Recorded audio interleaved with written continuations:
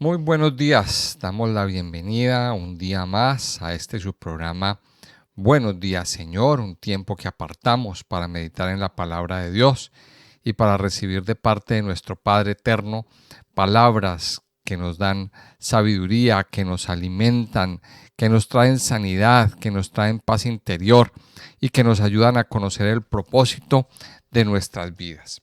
Mi nombre es Carlos Muñoz y quiero hoy dar un saludo muy especial a todos los oyentes, amigos, familiares, discípulos, consiervos, hermanos en Cristo y bueno, y a todos aquellos que nos están escuchando por primera, por segunda y bueno, por todas las veces. Invitarles a que escuchen atentamente este audio hasta el final, a que lo compartan con otras personas, a que le den me gusta, a que se suscriban a nuestro canal si no lo han hecho. También pueden dejarnos sus comentarios, sus preguntas y sus sugerencias en la cajita de comentarios.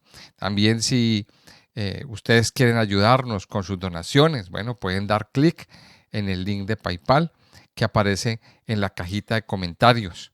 Y pues bueno, bendecimos a aquellos que hasta ahora nos han ayudado, nos han colaborado y decirles pues que la colaboración, que su colaboración es muy valiosa para el sostenimiento de nuestro canal.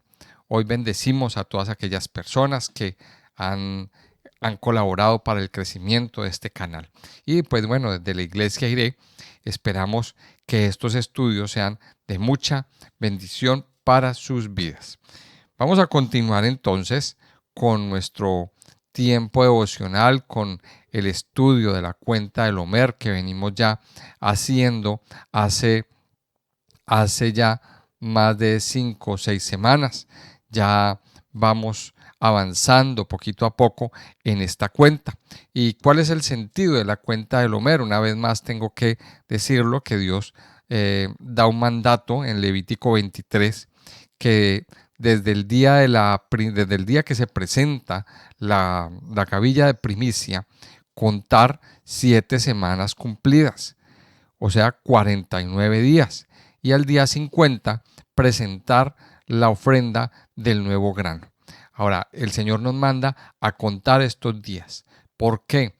Pues es para estar atentos, es para tener un tiempo de reflexión, para tener un tiempo de meditación, un tiempo de conexión con el Eterno, un tiempo de que maduremos y nos pongamos el propósito de crecer con Dios, de crecer con nuestro Padre, de crecer en los caminos de Dios. Recordemos que este tiempo del Homer también fue el tiempo, se enmarca dentro del tiempo en que el pueblo de Israel salió de Egipto y llegó al monte Sinaí, donde el Señor les dio mandamientos, donde el Señor les dio al pueblo de Israel la Torá, y a partir de ahí ellos hicieron un pacto con Dios de no abandonar a Dios, de regirse por la palabra de Dios, de regirse por la Torá. Y así lo hicieron. Eh, Aunque pues bueno, más adelante ellos cometieron sus errores y sus cosas, pero sin embargo ellos a partir de ahí se rigieron por la palabra de Dios. También esta cuenta del Homer se enmarca en el tiempo en que el Señor Jesucristo resucitó y estuvo con los discípulos durante 40 días, enseñándoles, guiándoles, mostrándoles, acompañándoles en ese proceso de crecimiento. Y, y termina el día y termina este conteo del Homer el día de Pentecostés, el día que desciende el Espíritu Santo sobre la iglesia y los discípulos son transformados, son cambiados. O sea que el tiempo de Pentecostés es un tiempo de crecimiento, es un tiempo de transformación y es un tiempo de arraigarnos en la palabra de Dios. Pero para eso tenemos que tener una madurez, un crecimiento espiritual. Tenemos que llegar a un nivel donde vamos a recibir la palabra y nunca más se va a ir de nuestras vidas. Y eso es la cuenta del Homer.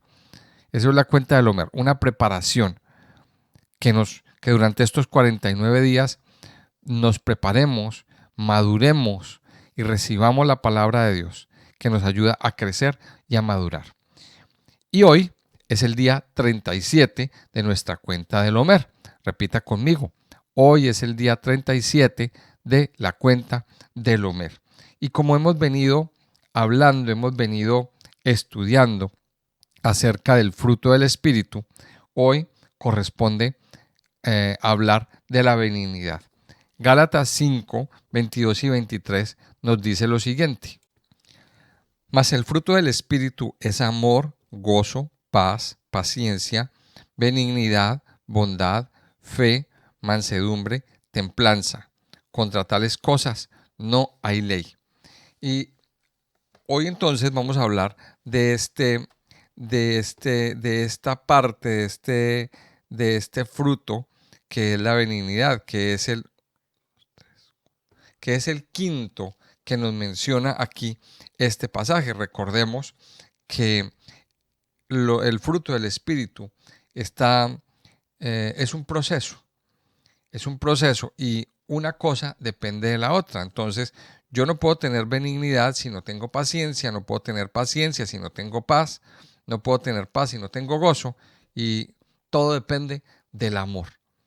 Mire que el amor está en primer lugar de la lista y, y nos recuerda también lo que nos decía Mercedes en la primera meditación del fruto del Espíritu Santo, que si no tengo amor no somos nada.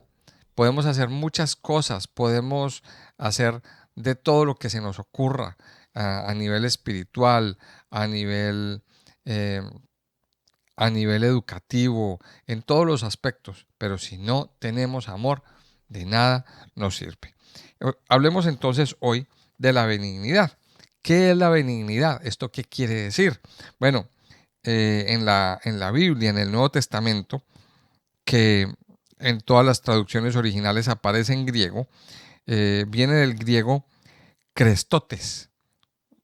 ¿Y qué significa crestotes? Bueno, crestotes significa amabilidad, gentileza. Entonces, esa palabra entonces ya nos da a entender más o menos qué es lo que significa.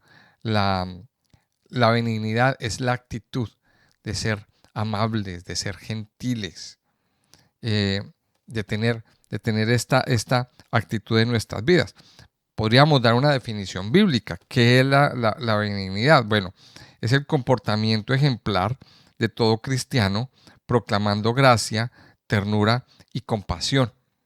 Ese comportamiento que en nuestras vidas o que en la vida del cristiano evidencia un cambio, evidencia que hay algo nuevo, algo diferente.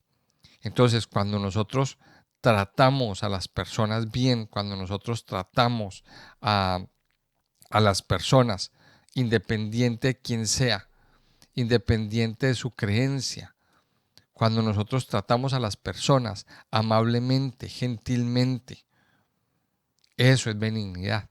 Entonces, miremos que es un concepto bastante especial. Ahora, en el Nuevo Testamento aparecen varias definiciones de la benignidad. Aparece mencionada varias veces. Entonces vamos a mirar en un recorrido por algunos pasajes del Nuevo Testamento en qué consiste la benignidad, para que podamos entender y para que podamos hoy comprender qué significa esta parte, este aspecto del fruto del Espíritu en nuestra vida. Recuerde que el fruto del Espíritu es el resultado o unas características que aparecen como evidencia de que una vida está o de que estamos viviendo en el Espíritu. Entonces, podríamos mirarlo así, podríamos mirarlo de que cuando vivimos en el Espíritu, cuando nos acercamos a Cristo, cuando caminamos con Dios, cuando tenemos una vida consagrada al Señor, deben aparecer o debe aparecer una serie de características que nos ayudan a identificar que estamos en el Espíritu. Eso es el fruto del Espíritu. Entonces, estas características o estas cosas que aparecen aquí nos pueden servir para como hacernos un examen. Bueno, si yo estoy en el Espíritu, debe aparecer en mi vida amor, gozo, paz, paciencia, benignidad y todas las demás. Vamos a mirar entonces en qué consiste la benignidad. Vamos a mirar algunos pasajes que nos van a ayudar a comprender o a profundizar en este aspecto. En Lucas 6:35 nos dice lo siguiente: amad pues a vuestros enemigos y haced bien y prestad, no esperando de ello nada, y será vuestro galardón grande y seréis hijos del Altísimo, porque Él es benigno para con los ingratos y malos. Sed pues misericordiosos, como también vuestro Padre es misericordioso. Entonces, según Lucas 6:35, ¿en qué consiste la benignidad? La benignidad, bueno, consiste en amar a los enemigos. Aquí nos dice en este pasaje: amad pues a vuestros enemigos y haced bien y prestad, no esperando de ello nada. Mire lo que está diciendo aquí: haced bien. ¿A quién? ¿A quién? A los enemigos. Haced bien, dice amar a los enemigos. Y esto es una cosa que de pronto para muchos y para casi todos los que estamos aquí, pues es un poco complicado, casi que muy difícil. ¿Por qué? Porque en nuestra humanidad, pues aquellas personas que nos han tratado mal, que han hablado mal de nosotros, aquellas personas que no nos quieren, aquellas personas que nos han defraudado, que han tenido o han emprendido una guerra contra nosotros, pues nosotros como que queremos tenerlas lejos de nosotros, ¿verdad? Como que no queremos saber nada de ellas en nuestra humanidad, como que queremos tenerlas aparte, no hablar con ellas, tenerlas a un lado, la bloqueamos de nuestros teléfonos, o sea, no queremos encontrarnos con ellas. Pero aquí, ¿qué nos dice el Señor? Que los amemos y que en lo que podamos, que le hagamos bien. Mire que lo que dice aquí: haced bien y prestad, no esperando de ello nada. ¿Y qué nos dice? Aquí nos habla de una recompensa, que cuando hacemos eso, será vuestro galardón grande. O sea, cuando nosotros hacemos eso, el Señor nos pide que aquellos que nos han tratado mal, que aquellos que nos han hecho daño, que aquellos que han hablado mal de nosotros, que se han atrevido a hacernos cosas terribles, que los amemos y que les hagamos bien. Y ahí donde viene el punto que para muchos es complicado y difícil, y es un mandato que el Señor nos da, pero que cuando lo hacemos tendremos un galardón grande. Entonces, ¿en qué consiste la benignidad? Según Lucas 6:35, en amar a los enemigos. Ahora, ¿esto qué significa? Esto es la manifestación del carácter de Dios en la vida del creyente. No es otra cosa, porque dice aquí al final, dice, y seréis hijos del Altísimo. Lucas utiliza esta palabra, este es el Elión. Esto es el Elión. Seréis hijos del Altísimo, porque Él es benigno para con los ingratos y malos. Mire que aquí aparece un punto que es importante resaltarlo, porque es que dentro del carácter de Dios, Dios es benigno para con aquellos que son ingratos y que son malos.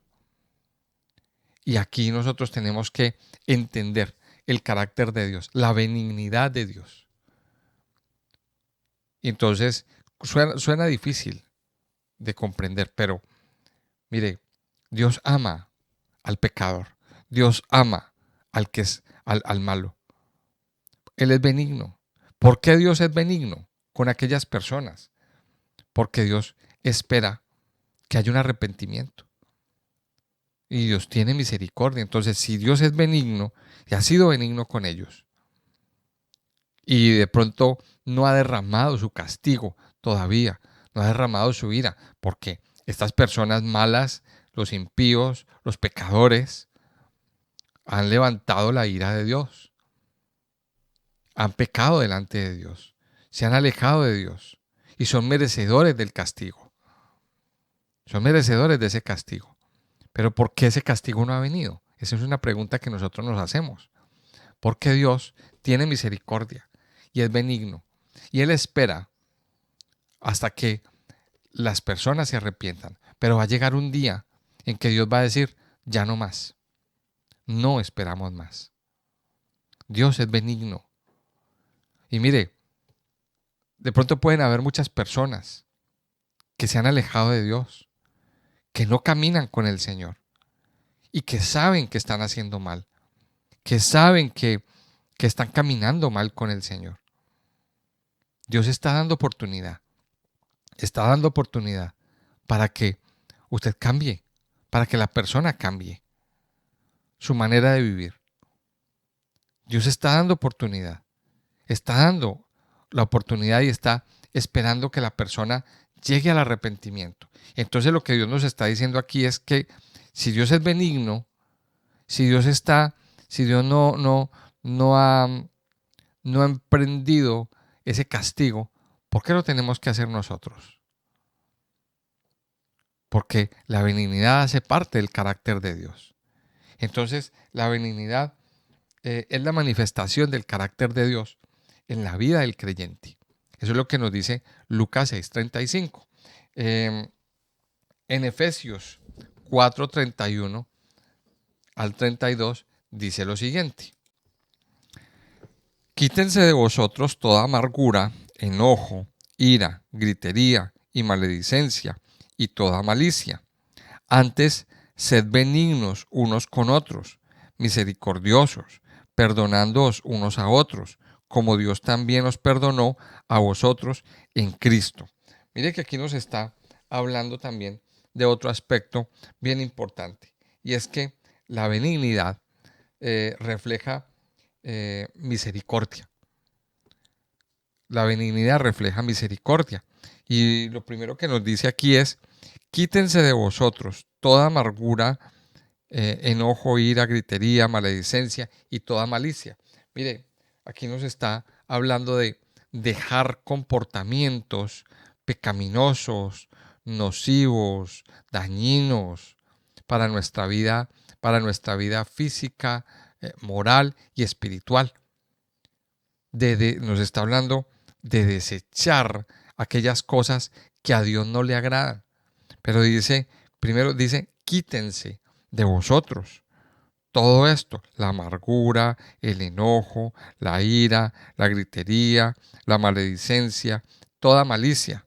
Pero dice en el versículo 32, antes, o sea, en lugar de eso, sean benignos unos con otros. Dice, sean benignos unos con otros, misericordiosos, perdonándoos unos a otros. Mire lo que dice después de la coma, como Dios también os perdonó a vosotros en Cristo.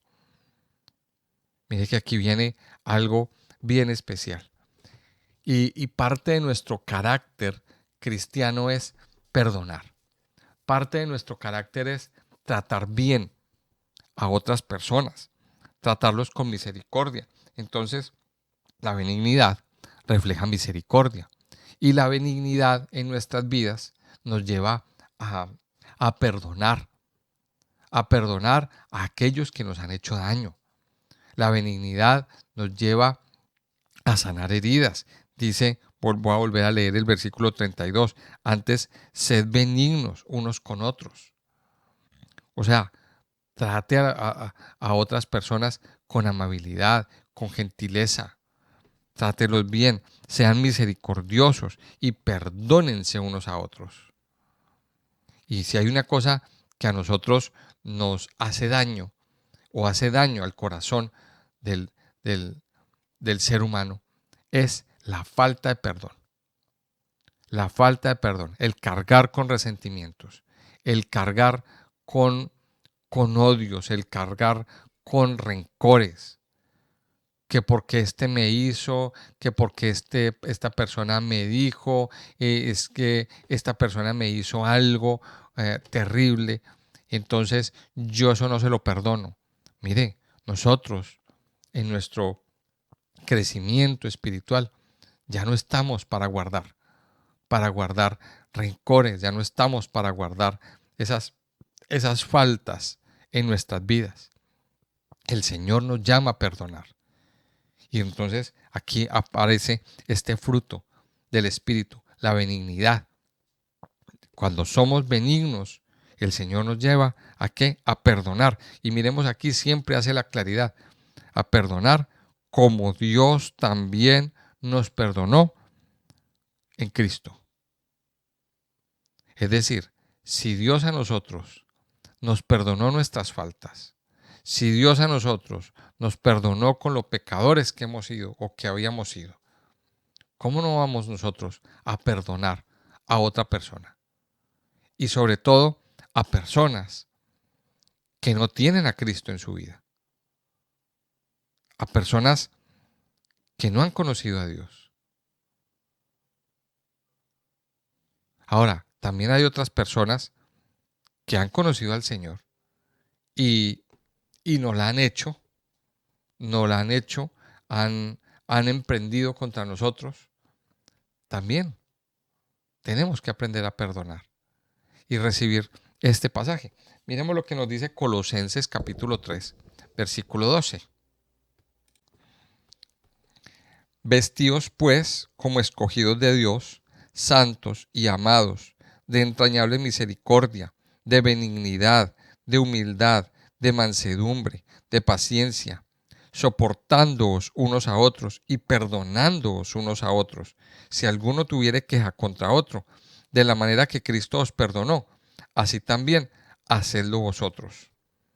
Pero mire lo que dice el 14, y sobre todas estas cosas, vestidos de amor, que es el vínculo perfecto. Otra vez hace alusión. Entonces primero dice que nos vistamos como escogidos. Usted y yo somos escogidos de Dios. Usted y yo somos elegidos. Usted y yo hemos sido las personas que caminamos con el Señor. Somos escogidos. Tenemos un linaje real. Pero ¿qué nos dice el Señor? Pues si usted es escogido, si usted es escogido de Dios, si usted tiene ese linaje real, vístase como un escogido de Dios. Manifieste en su vida que usted es un escogido. Y aquí yo puedo traer un ejemplo bien especial. Si usted ha visto bien, las personas que están en la realeza o las personas que están en lugares de la sociedad como personas del gobierno, personas de altos rangos gubernamentales. Aquí en Europa se ve mucho el tema de la realeza, que los promocionan, salen mucho. Aquí todavía hay reyes. Estos reyes o estas personas no salen vestidas de cualquier manera. Últimamente, en este último año, le han dado mucha prensa a la princesa Leonor. Y si miramos cómo visten a la princesa Leonor, pues ella no se viste con ropa que consiguen tiendas baratas. No, a estas personas las visten muy bien, con trajes de diseño, con trajes exclusivos, con trajes que hacen exclusivamente para ellos, porque tienen diseñadores exclusivos para ellos. Entonces, miremos esto. Estas personas se visten de acuerdo a su rango. Y aquí nos dice el Señor que nos vistamos como escogidos de Dios. Ahora, aquí no está hablando del vestido físico, no está hablando de comprarnos vestidos caros, no está hablando de irnos y gastarnos todo el sueldo de un mes en una camisa o algo así. No, dice que nos vistamos como escogidos de Dios, santos y amados. ¿Y de qué nos tenemos que vestir? De entrañable misericordia, de benignidad, de humildad, de mansedumbre, de paciencia. Ese es el vestido que usted y yo tenemos que tener. Y ese vestido es lo que va a reflejar lo que realmente somos. Eso es lo que nos tenemos que poner todos los días. Ese es nuestro vestuario, el vestuario de un hijo de Dios. Entonces, miremos que según estos pasajes, eh, la benignidad refleja ¿qué? Misericordia, refleja el carácter de Dios en nuestra vida. Y es algo de lo que nos tenemos que vestir. Miremos lo que dice Romanos 2:4. Y aquí el apóstol Pablo, en este pasaje, Romanos 2:4, hace una pregunta.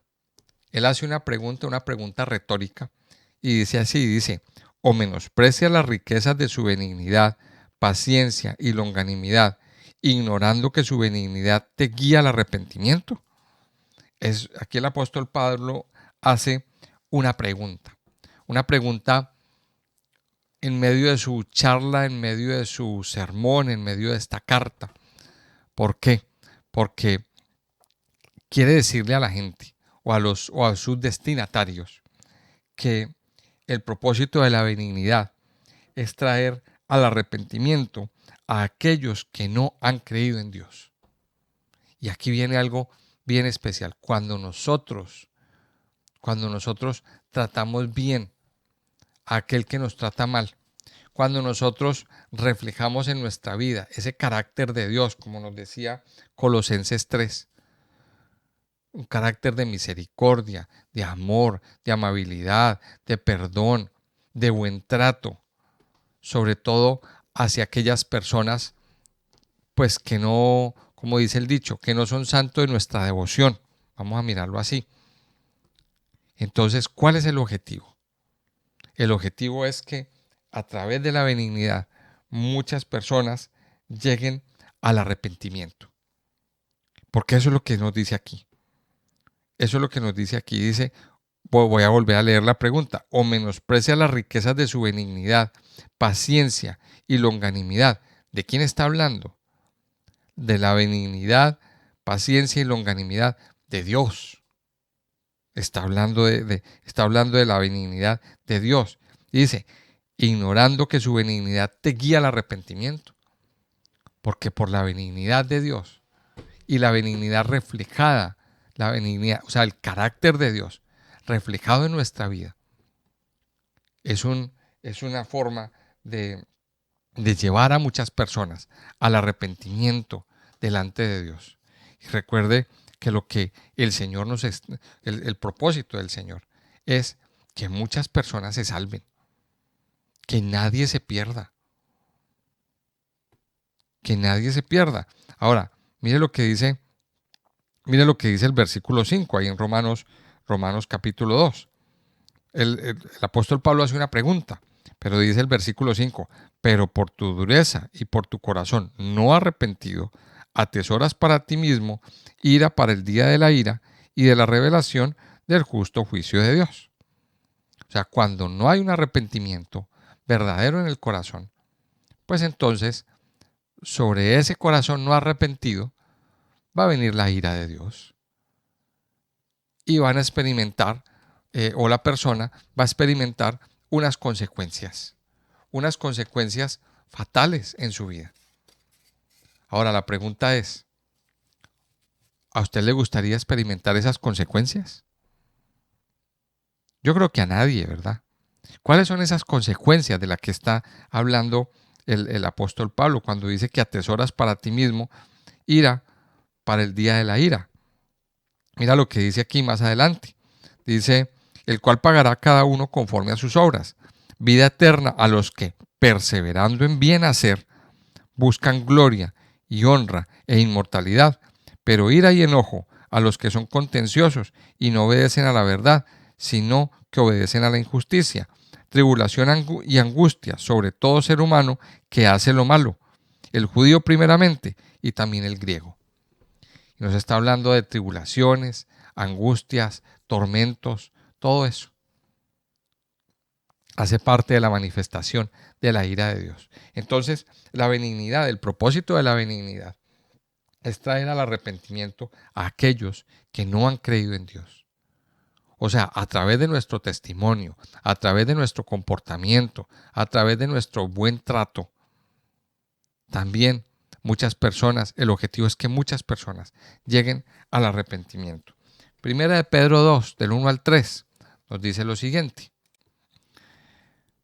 Desechando pues toda malicia, todo engaño, hipocresía, envidias y todas las detracciones, desead como niños recién nacidos la leche espiritual no adulterada, para que por ella crezcáis para salvación, si es que habéis gustado la benignidad del Señor. Mire, ¿de qué nos habla aquí en este pasaje de la primera carta de Pedro, capítulo 2? Mire, nos habla de desechar prácticas pecaminosas y buscar una vida en el Espíritu. De eso nos habla, de desechar esas prácticas que que nos intoxican, que no nos ayudan, que no nos sirven, desechar todo eso, desechar esas prácticas pecaminosas y buscar una vida en el Espíritu, buscar una vida en contacto con el Señor, una vida caminando con Dios. Ahí nos dice claramente, desechando pues todas esas prácticas, la malicia, todo engaño, hipocresía, envidias y todas las detracciones. Y luego nos dice, deseche eso y desee como niños recién nacidos la leche espiritual no adulterada. ¿Para qué? Para que por ella crezcáis para salvación. Entonces aquí podemos analizar este pasaje de muchas maneras. Que si nosotros no quitamos de nuestras vidas todas esas actitudes pecaminosas, dañinas, tóxicas de nuestra vida y nos alimentamos de las cosas espirituales, nos alimentamos de la palabra de Dios, nos alimentamos, nos conectamos con ese alimento básico espiritual. Mire, si no desechamos estas cosas, no vamos a tener crecimiento. ¿Por qué una persona no crece? ¿Por qué personas que vienen ya de tiempo a las congregaciones, a la iglesia, a las reuniones y participan? ¿Por qué no crecen a nivel espiritual? ¿Por qué no maduran? ¿Sabe por qué? Porque no han desechado. No han desechado las cosas tóxicas de sus vidas. No las han sacado. Y aquí dice al final, dice, para que por ella crezcáis para salvación, si es que habéis gustado la benignidad del Señor. Entonces, podríamos llegar a una conclusión, ahora ya al final de, de, de esto. Mire, la benignidad busca restaurar a personas y restaurar relaciones. Ese es uno de los propósitos de la benignidad. Dejar prácticas pecaminosas. Dejar prácticas pecaminosas. La benignidad es traer al arrepentimiento a aquellos que no han creído en Dios y que los creyentes cambien de proceder dejando prácticas pecaminosas. ¿Qué podemos concluir entonces de lo que es la benignidad? Mire, la benignidad es el fruto del Espíritu Santo que evidencia que el creyente renuncia a prácticas pecaminosas y decide amar al prójimo y al enemigo conforme a la voluntad de Dios, para propiciar el arrepentimiento de quien lo necesita.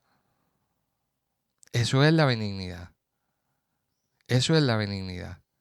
Un comportamiento en nuestras vidas que evidencia un cambio, que evidencia que nosotros, que la persona ha cambiado y ha decidido amar al prójimo y amar al enemigo, amar a aquellos que son difíciles de amar. Esa es la benignidad.